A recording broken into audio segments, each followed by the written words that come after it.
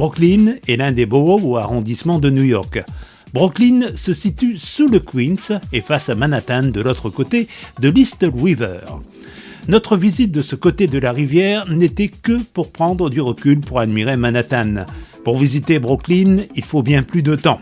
Pour reprendre la vision par satellite, cette partie de New York est très vaste puisqu'elle va de l'East River en haut à l'ouest à la Jamaica Bay à l'est et du Queens en haut à Coney Island en bas, soit environ 180 km² de terre émergée.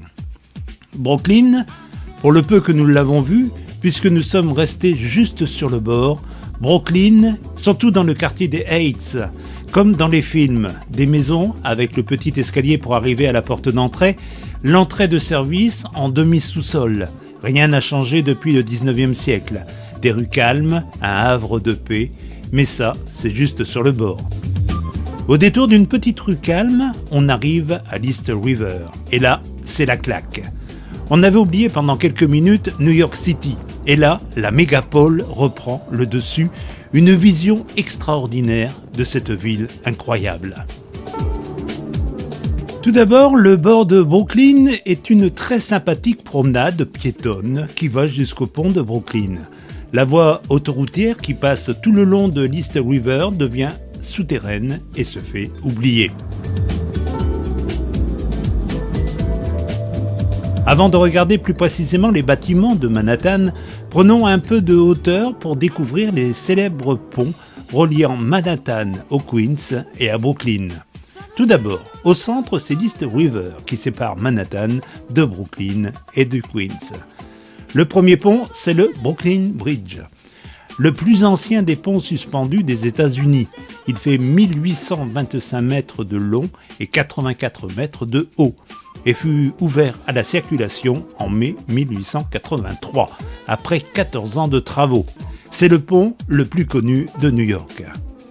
Son voisin, le Manhattan Bridge, plus long puisqu'il fait un peu plus de 2 km et 102 mètres de hauteur.